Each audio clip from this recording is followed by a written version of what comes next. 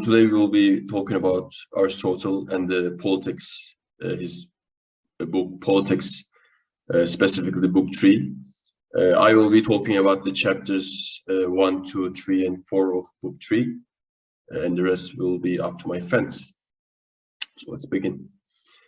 Before we start with chapter 1, I wanted to give a brief introduction, since this is the part where it starts book 3.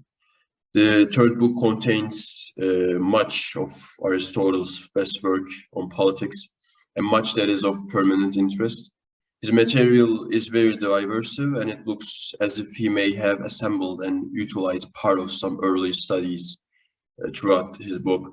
The major part of the book is devoted to constitutions, democratic, oligarchic, monarchic, and from the name it is clear, a topic which had long been the kernel of Greek political thought.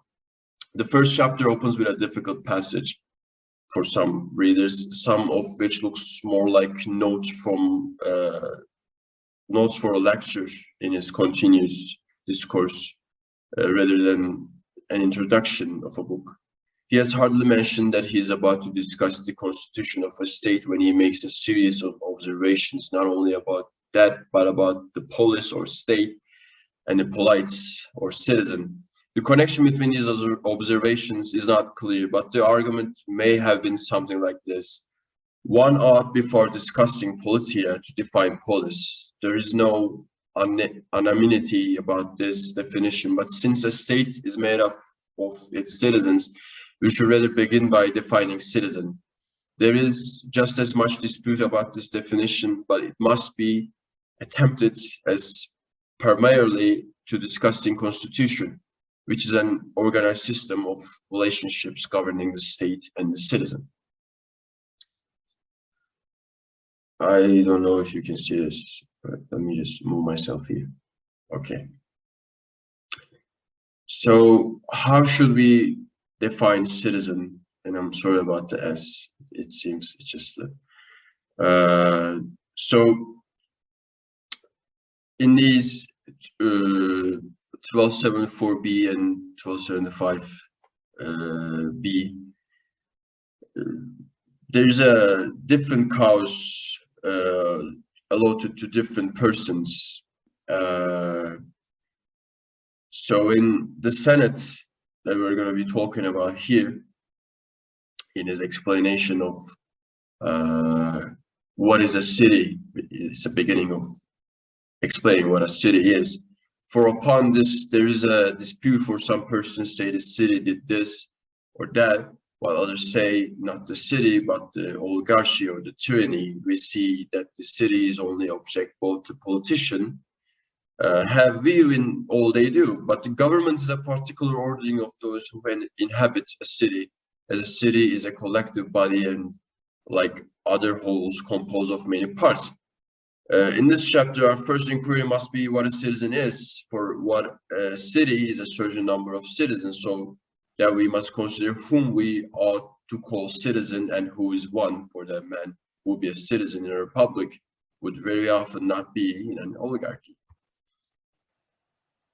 Now, it is not residence that constitutes a man. A citizen in this is an enslaved people are upon an equality with him. Will it be sufficient for this purpose that you have the privilege, laws, and may lead to impede it? However, it very often happens that without the protection of a patron whom they are obliged to apply, which shows that they share a community, is incomplete. In like manner, these are not yet arrived at years of maturity, and those are past service. There is no difference between them as to those who are banished or infamous. The same objections may be made and the same answer is given, but what we mean is sufficiently intelligible and transparent. We want a complete citizen, one with no deficiency, to be corrected to make him so. Nothing more characterizes a full citizen than having a share in the judicial and executive parts of the government. Now we see that governments differ from each other in their form, and some of them are defective, others. He gives an example here, but our definition of a citizen can also be amended to apply to the other constitutions.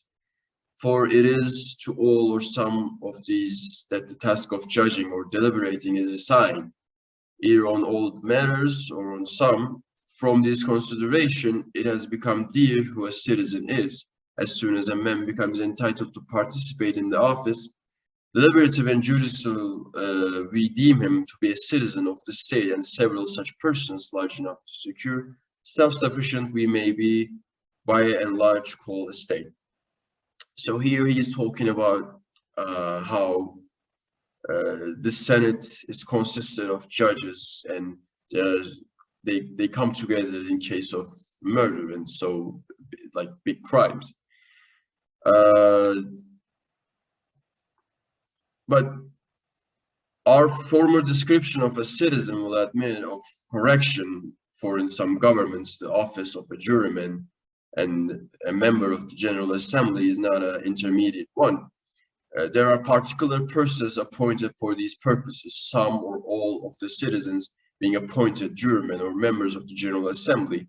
And it's either for all causes and a public business whatsoever, or else for some particular one, and this may be sufficient to show what a citizen is. For he who has a right to share in the judicial and executive part of the government in any city, him we call a citizen of that place, and a city, in one word, is a collective body of such persons sufficient in themselves to all the purpose of life. And that's what I tried to cover here in short sentences here. So in chapter 2, we are reading the old definition, two old definitions, and how they should be in Aristotle's mind, a pragmatic definition of the so-called citizen in his book. So in common use, they define a citizen to be one who is sprung from citizens on both sides, not the fathers or the mothers only. Others carry the matter still further and inquire how many of his ancestors have been citizens, as his grandfather, great-grandfather, and so on. But some persons have questioned how the first of the family could prove themselves citizens according to this popular and careless definition. For instance, after the expulsion of the tyrants in Athens, when the city slaves among the tribes doubted themselves whether they were citizens or not, but whether they were legally so or not. Though indeed some persons may have this further, in this 1276a, he explains it by this.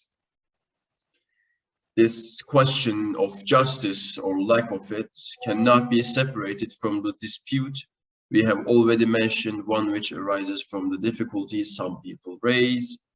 There are those who, after such a change, claim that they are no longer obliged to fulfill the terms of a contract, but it had been entered into, so they say, not by the state, but by the tyrants. Similarly, they would disown other obligations if these have been incurred under one of those types constitution, which rest on force and disregard the common interest.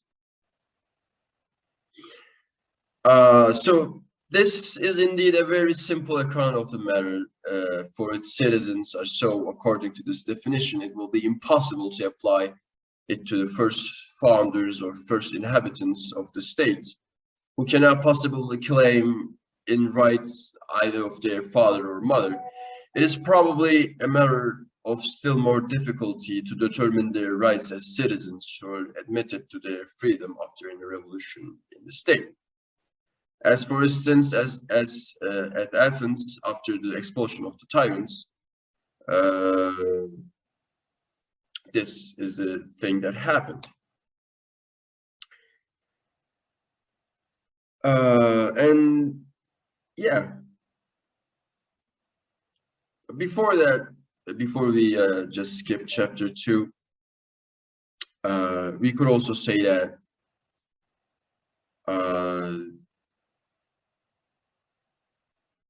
an illegal citizen and one who is no citizen at all were in the same predicament. But since we see some persons govern unjustly, whom yet we admit to govern, though not justly, and the definition of a citizen is one who exercises certain offices, for such a one who we have defined a citizen to be. It is evident that a citizen illegally created yet continues to be a citizen, but whether justly or unjustly, so belongs to the former inquiry. That, I think, sums it up. Yes. So moving on to chapter 3.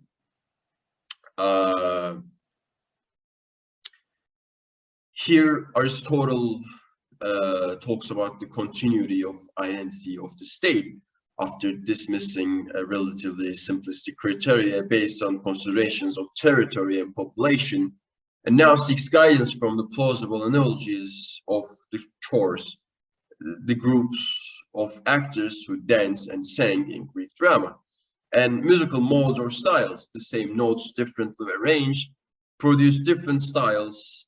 Similarly, while the people have, I'm just moving myself.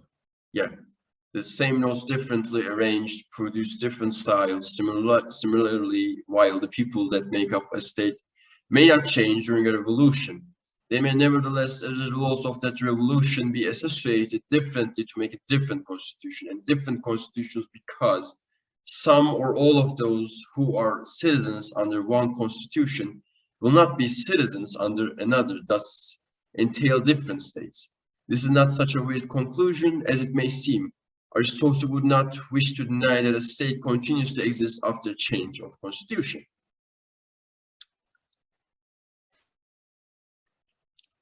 Moving myself again, yes. This too is a matter of inquiry, whether we shall say that a city is the same while it is inhabited by the same race of men, though some of them are perpetually dying, others coming into the world, as we say that a river or a fountain is the same, though the rivers are continually changing, or when a revolution takes place.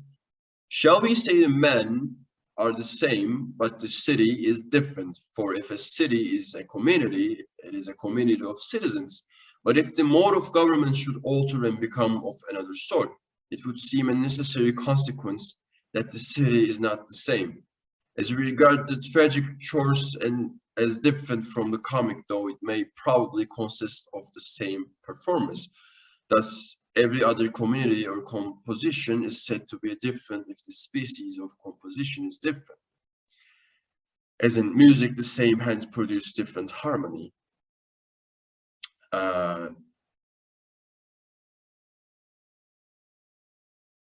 Yes, so here Aristotle argues what I've just said with his own words. For the state is a kind of association. We may use the analogy of a chorus which may at one time perform in a tragedy and at another in a comedy, so that we say it is different, yet often enough it is composed of the same person. And the same principle is applicable to other associations and combinations, which are different if the combination in question differs in kind. For example, we say the same musical notes are fitted together differently to produce either the Dorian or the Phrygian mode. If this is right, it is clear that the main criterion of the continued identity of a state ought to be its constitution.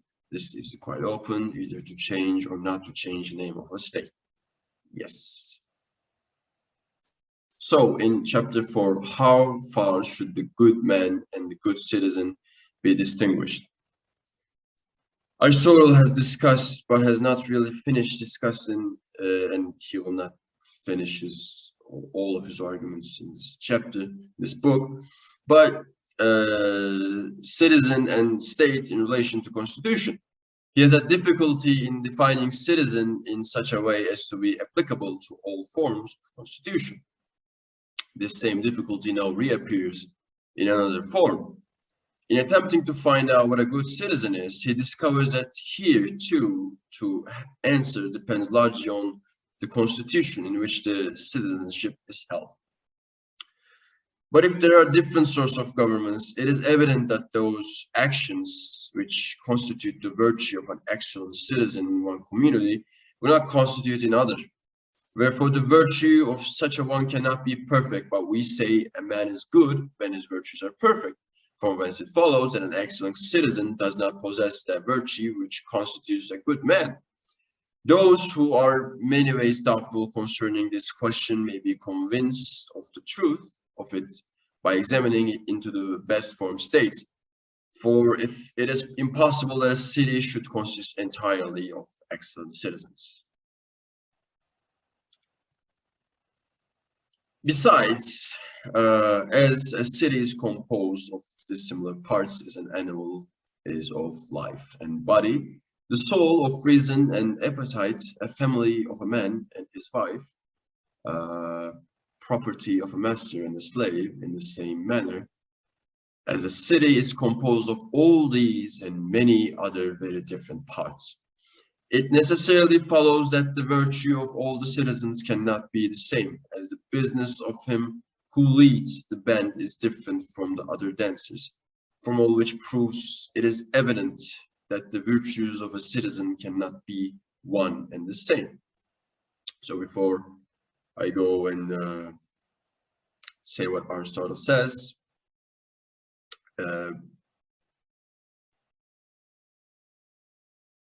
it has also been adopted what was and what was not the act of the city. For instance, when democracy arises out of an aristocracy or tyranny, some persons refuse to fulfill their contacts as if the right to receive the money was in the tyrant way and not in the state of an aristocratic way. And many other things of the same nature, like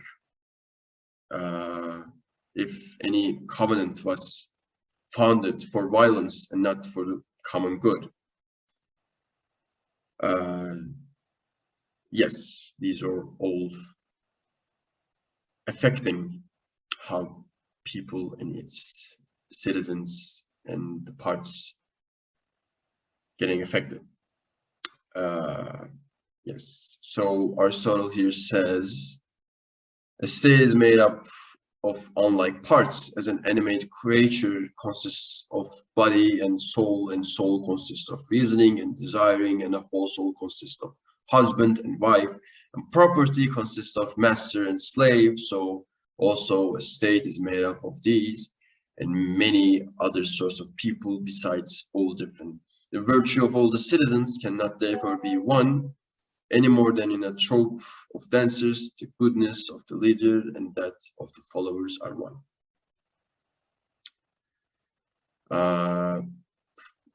Yes.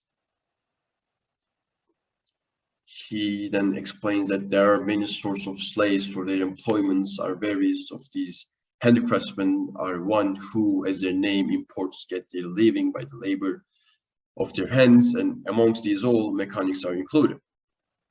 But there is another kind of rule, he says, that exercise over men who are free and similar in birth. This we call rule by a statesman. It is this that a ruler must first learn through being ruled, just as one learns command cavalry by serving under a cavalry, commanding a battalion and a company. This too is a healthy saying, namely, it is not possible to be a good ruler without first having virtue. Only the good citizen must have the knowledge and ability both to rule and be ruled. That is what we mean by the virtue of a citizen, understand the governing of free men from both points, he said in 1277b. So before I give the spotlight to my friends, I just want to make a short analysis of the parts that I just covered. So Here, Aristotle's suggestion that a citizen is someone who shares in the deliberative or judicial offices of a city may seem odd to readers like us, the modern reader, as very few people in the 20th century and the 21st century would count as citizens by his definition. In the polis, on the other hand, involvement in the affairs of the city defined one's identity to a large extent. Though there were certain leaders concerned exclusively with the government of the city, all citizens were required to contribute in some way. Assemblies of citizens made decisions in bodies whose modern equivalents are law courts and city councils and the law enforcement system. And these assemblies would rotate membership to membership so that every citizen under the same rules would be served a specific term. The only aspect of this system that remains in modern times is jury duty, which I am very familiar with. So thank you guys for listening. I hope you enjoyed my explanation of the first 4 chapters. I hope I was good enough to explain you the chapters. See you guys later. Have a nice day. Hello guys, today I'm going to talk about Aristotle's The Politics-Book, Book 3, parts 5, 6, 7, 8, and 9. In this part, Aristotle defines his view of citizen, and he defines the citizen as a particular class of men to which no one who is constantly engaged in a commercial or manual labor and can belong at any rate in the best state. And then he comes up with the question, are we going to count mechanics as citizens too?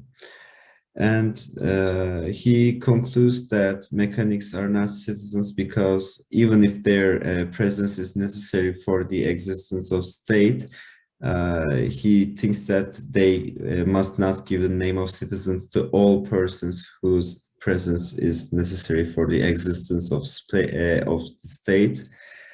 And he comes up with the question that where do they belong?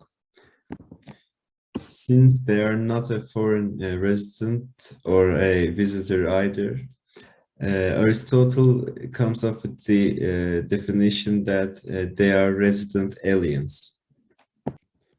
However, in many constitutions, the law admits to citizenship a certain number even of foreigners. In some democracies, the son of a citizen mother is a citizen. And in many places, the same applies to illegitimate children too. Aristotle says that this happens because of the lack of population. Aristotle does not think that having a citizen parent is enough to be a citizen, and he thinks that for who has no share in honors is no better than a resident alien. So he thinks that this condition does not satisfy the needs of being a citizen. Aristotle continues by saying whether it is the same or a different virtue that makes a good man and a sound citizen, and have shown that in one state they will be the same person, and in another they will be different. So states consider good citizens and good persons differently on their perceptions.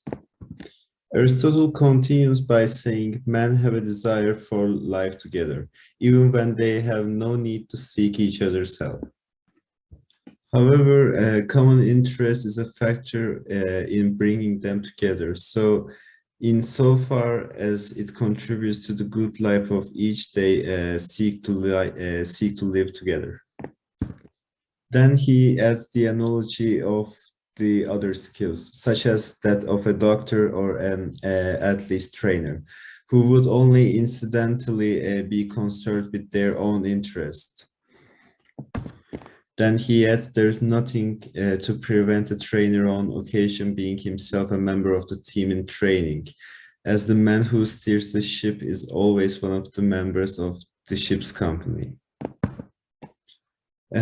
He adds, men expected each to take turn at public service, and during tenure of office to look after the interest of someone else's, who then did the same for him. So he means that everybody who holds office should do public service and seek the benefit of each other when during their time in the office.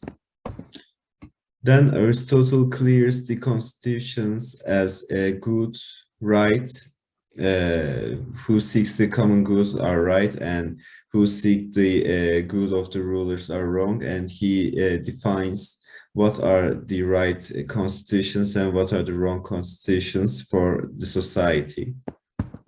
And he said that all wrong constitutions are deviations from the right constitutions. They are like the rule of master over slave, whereas the state is an association of free men. He states, whenever the one, the few, or the many rule with the view of the common good, those institutions must be correct. So he says that even if there is no democracy, or there is no freedom of speech, even if the rulers are seeking the common good, the constitution must be correct. Then he defines constitutions. Monarchy is aiming at the common interest. It's kingship.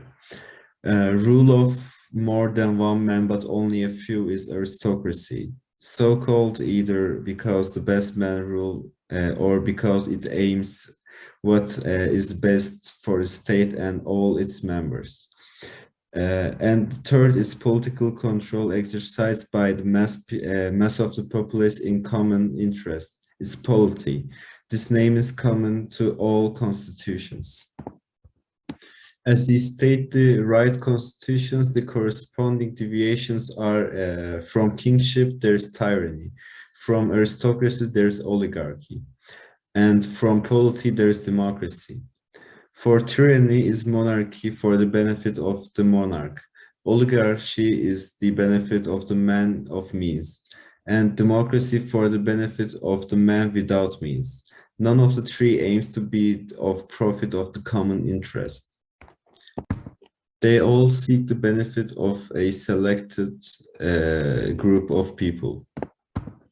He says that tyranny, as has been said, is a monarchy which is exercised like a mastership over the association, which is the state. Oligarchy occurs when the sovereign power of the constitution is in the hands of those with possessions. Democracy when it is in the hands of those who have no stock of possessions and are without means.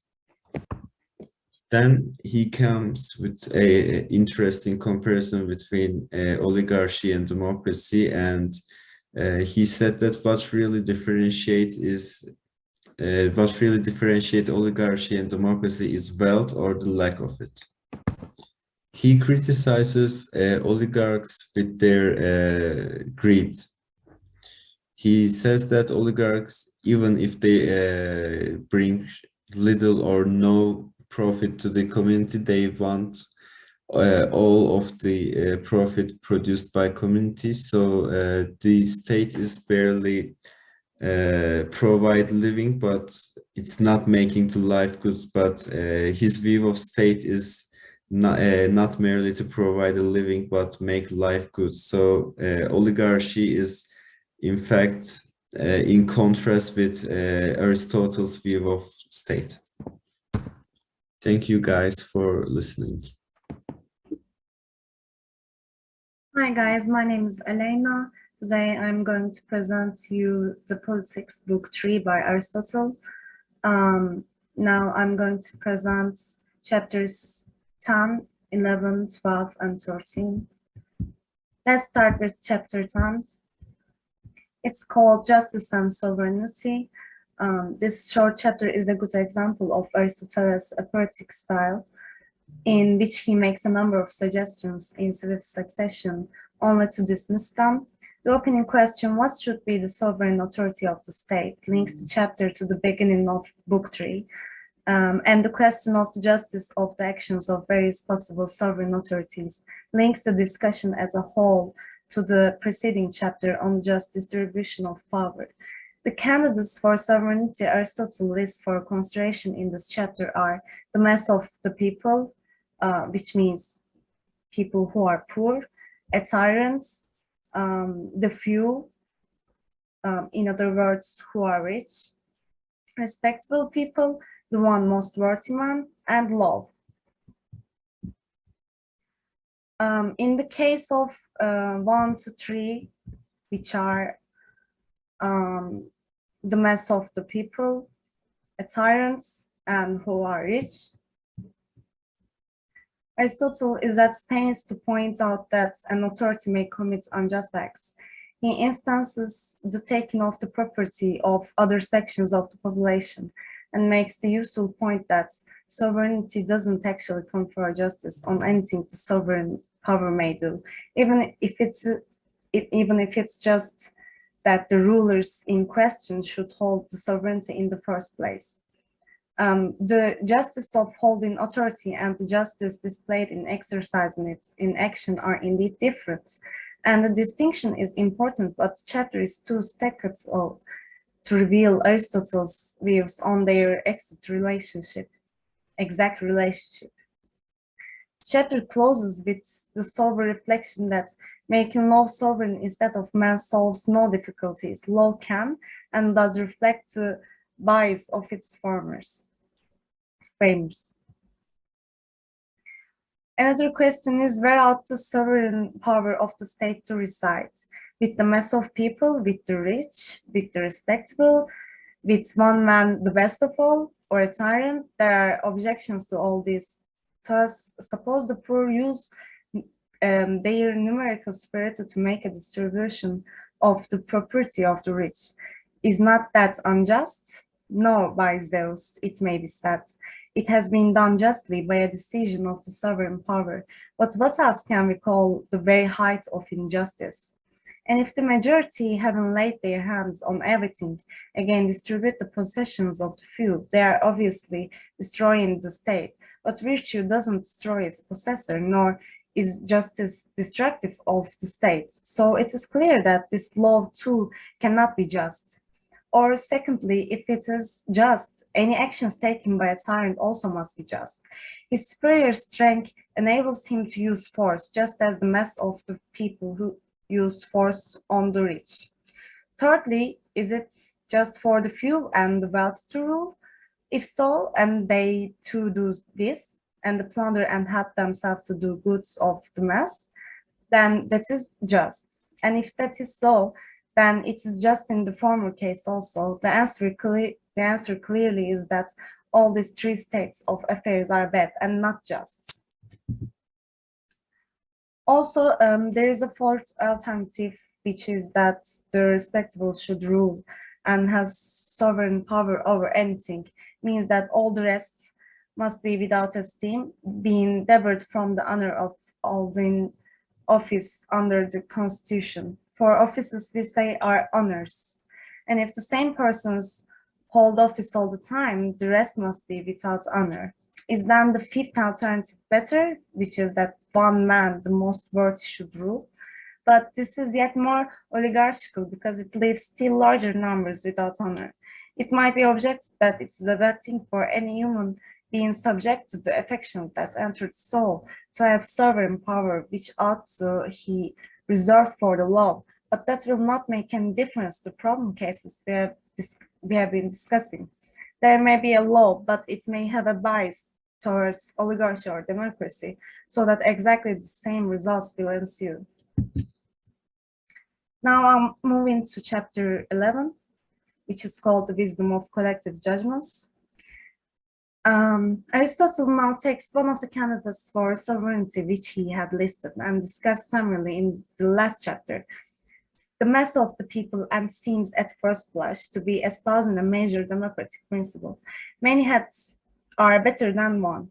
there is, he argues, some advantage in giving the people political power, at least to the extent of allowing them to elect officials and scrutinize their conduct. For the fact is that collective decisions, even by persons individually distinguished for practical wisdom, are commonly at least as good as those reached by a select group of sound men. Why is popular judgment efficient? Aristotle's answer is brief and somewhat mechanical. One man judges one part of a work of art or political problem better than others, and another man another part, so that as many collectively may judge better than an individual expert. Is it not also a matter of uncanny group intuition? It is hard to resist quoting one of the stately 19th century quotations Newman prints in his commentary. Canning used to say that the House of Commons as a body had better taste than the man of best taste in it, and I'm very much inclined to think that Canning was right. These considerations enable us to solve the former problem and also another related question. In what sense is this sovereignty of the free man, the mass of the citizens, to be exercised? We must remember that they are not men of wealth and have no claim to virtue in anything. To let them share in the highest offices is to take risk. Inevitably, their unjust standards will cause them to commit injustice, and their lack of judgment will lead them into error. On the other hand, there is a risk in not giving them a share, and in their participation, for when there are many who have no property and no honors, they inevitably constitute a huge hostile element in the state, but it can still remain open to them to participate in deliberating and judging. It was for this reason that both Solon and some of the other lawgivers give to the people power to elect officials and to demand them account from them at the end of their tenure, but no right individually to hold such offices. This was on the principle that the whole body acting together has necessary perception, even though each is individually only partly qualified to judge. By thus mixing with the better sort, they render good service in their states, in something like the way that a combination of coarse foods with refined renders the whole diet more nutritious than a small amount of the latter.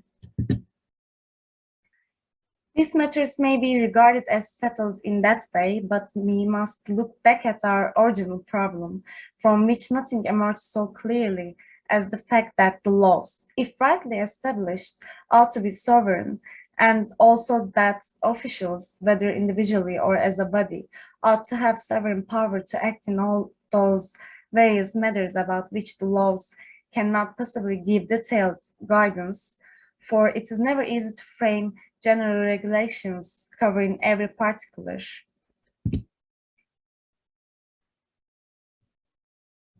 Now I'm moving to chapter 12, which is called Justice and Equality. In every kind of knowledge and skill, the end which is aimed at is a good. This good is greatest and is a good in the highest sense when that knowledge or skill is the most sovereign one.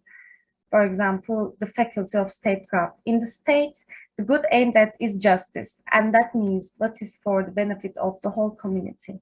The question we must keep in mind is equality or inequality in what sort of thing? Moreover, according to that way of reasoning, every good thing would be commensurable with every other good thing. For if marks are given for a particular degree of tallness, then tallness in general would be in competition with both wealth and freedom. So if we say X has great superiority in height than Y has in virtue, then even if in general virtue is of greater importance than height, we are making everything commensurable with everything. Since if one amount is greater than some other, clearly there is another which is equal. Now I'm moving to last chapter, which is 13th chapter. the sole proper claim to political power. Aristotle examines how the various claims to political power may compete. He admits that each claim has a certain partial or relative justice, but he denies that any of them is just in an absolute sense. Each demands exclusive consideration at the expense of all others. Whichever is adopted, any man or set of men who excelled in that respect would have to be given power, even if he excelled in no other. Some or all of these things would seem to have a proper claim to be contributions to a state's existence, but I repeat that in order to secure the good life, education and virtue would have the most just claim of all. But since those are equal in one particular, ought not to enjoy equality in all things, nor those who are unequal in one respect have inequality in all, it follows that all constitutions in which such a state of affairs prevails must be divisions. It has already been stated that while all men have some kind of justice in their claims, not all of them have a claim that is just in an absolute sense. The rich argue that they have a greater share in the land, and the land is of social interest, and further that they are more to be relied upon to fulfill their contracts. The claims of the free and well-born are closely related. The more nobly born are more fully citizens than the non-noble good birds being held in esteem in every country, and the offspring of the better sort are like to be better men, for good birds is excellence of stock. Next, we shall mention the equally just claims of virtue, for we always speak of justice as a social virtue, and one which is sure to bring all the other virtues along with it. And surely the majority have a better claim than the minority, as being stronger, richer, and better, if you balance the larger numbers against smaller. Those who base their claim to rule on wealth would seem to have no just claim at all, nor those who base themselves on birth. For if one man is much richer than the rest, then clearly by the same principle of justice, he will have to be sole ruler over them all. And similarly, one is superior in good birth, will have to rule over all those claims based on free status. This same thing could well happen where the constitution is an aristocracy based on virtue. For if one man is better than all the sound men in the citizen body, then on the same principle of justice, he ought to be sovereign over them. So, in the division forms of constitution, ostracism is obviously exercised for some personal benefit and is just thought. It is perhaps equally obvious that it is just in a limited sense only, but when it comes to the best type of constitution, there's a real difficulty, not in the case of superiority in the other goods such as strength or riches or popularity, but where man is preeminent in virtue. What are we to do then? Man will not say that such a person ought to be banished or deported, nor yet that they ought to rule over him, for that would be like claiming to rule over Zeus by dividing up the offices. It only remains, therefore, to let nature take its course. He will govern, and we will all gladly obey him. Thus, such men will be permanent kings in their states. Thank you for listening.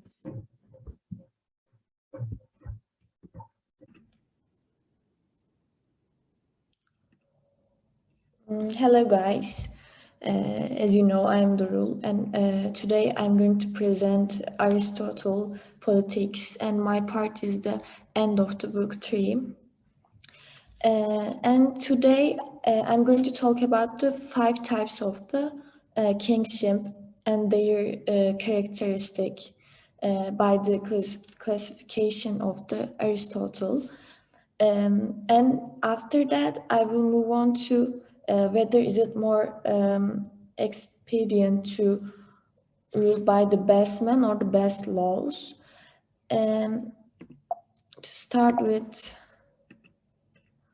5 types of kingship. First of all is the Spartan. The second is the non-Greek, and third is Ausometia. Fourth one is the heroic, and the fifth one is the God among men.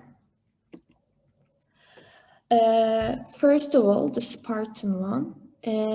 It's unlimited and perpetual generalship, actually.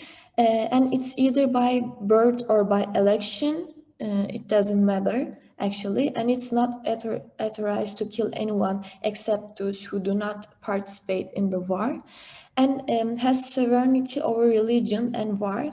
And I want to put this image to my presentation because Aristotle cites Agamemnon as giving an example of the Spartan kingship. And we understand that Agamemnon was a Spartan because he has sovereignty over religion and war, and he can't kill anyone except those who do not participate in the war. And the non-Greek one is the, actually it's kind of tyranny, but it's the difference between tyranny and the non-Greek kingship is the non-Greek kingship is legally established and ancestral, but tyranny doesn't have to be ancestral and it's not legally established.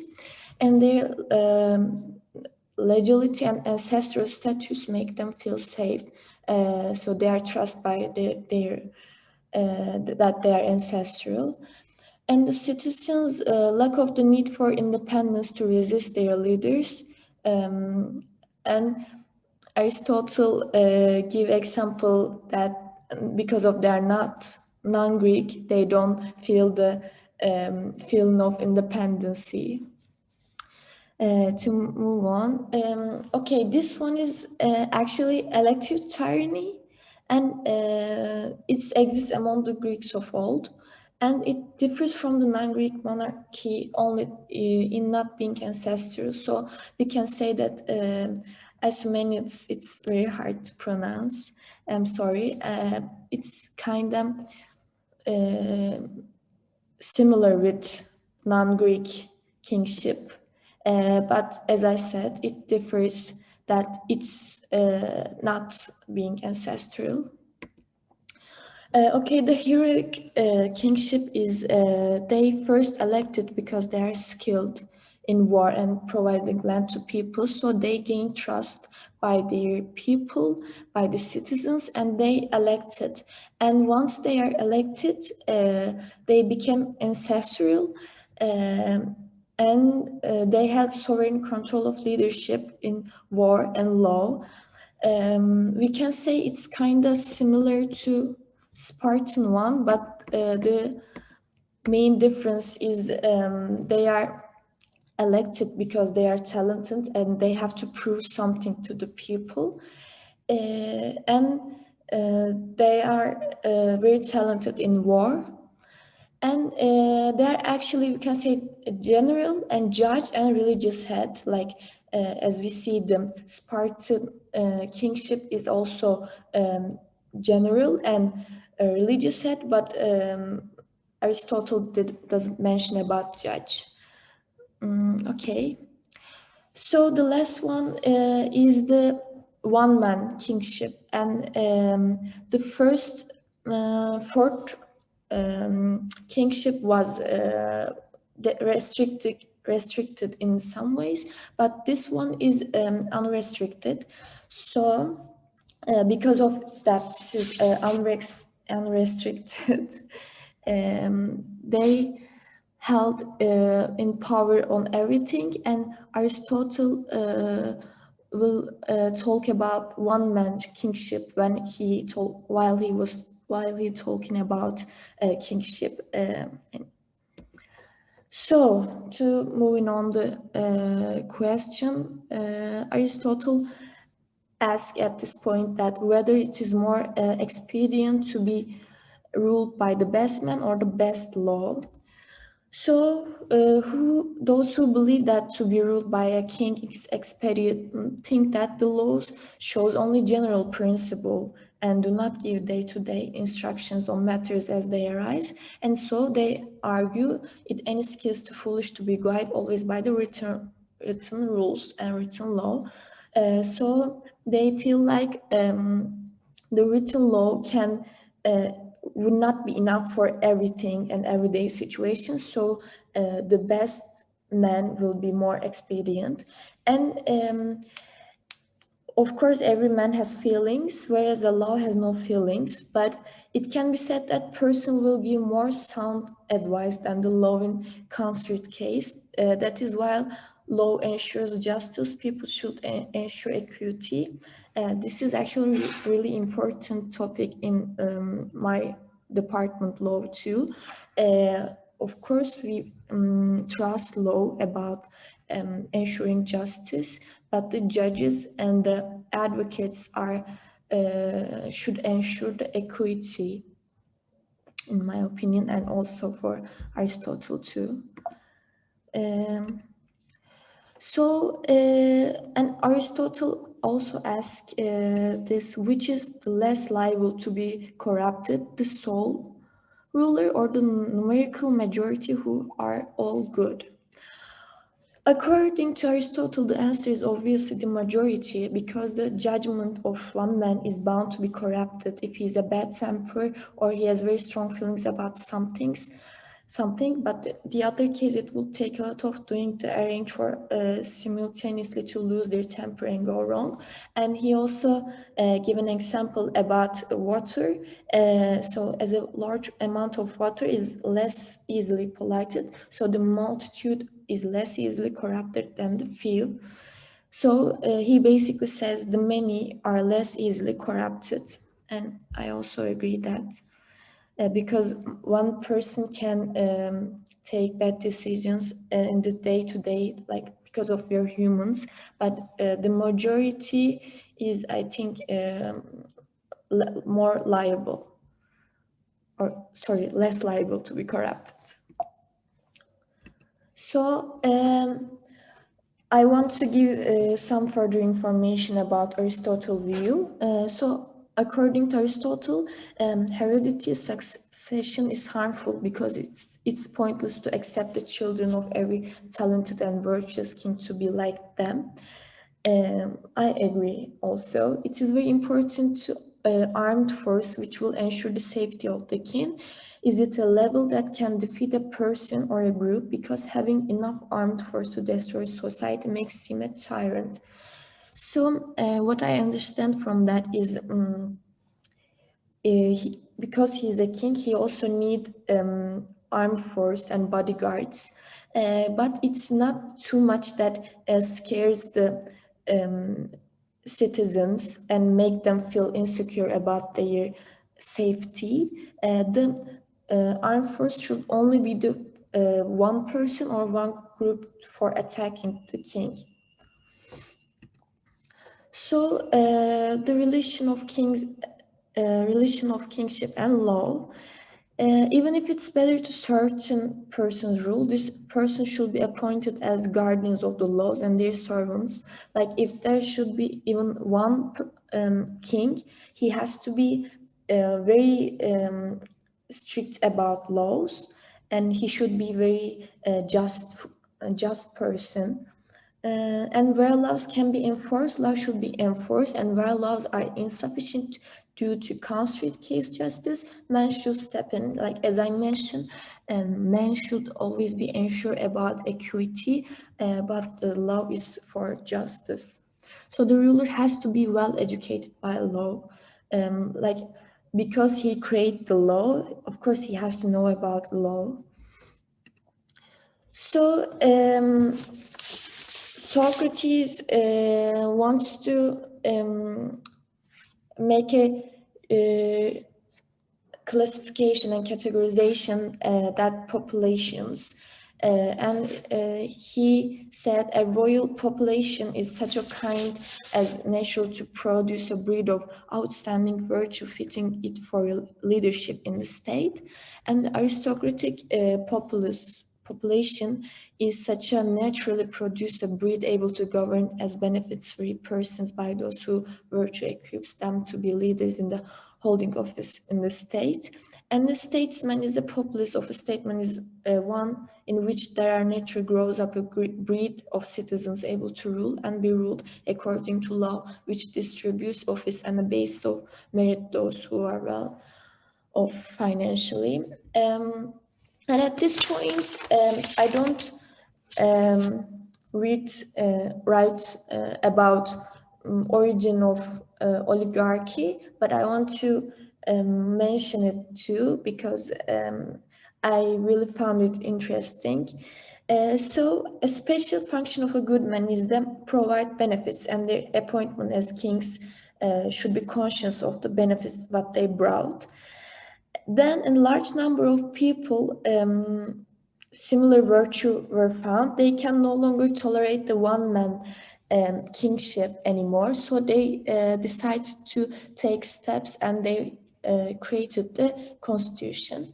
But those good men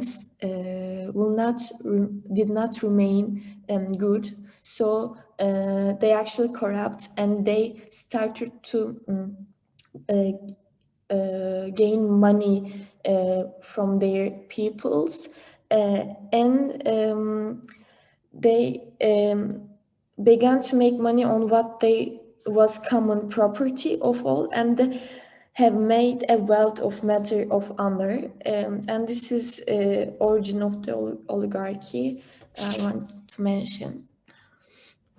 And last but not least, the education of the ideal king should be, according to Aristotle, that is the best state.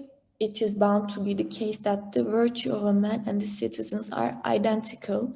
So therefore, a person who will be a statesman must receive the same education as a good person, should undergo for morality and wisdom. So all the scenarios are equitable for very good and moral citizens. He wants to think about like that. And of course, if a good person needs a good education for gain the morality and wisdom, the statesman should also get the same education level as the citizen.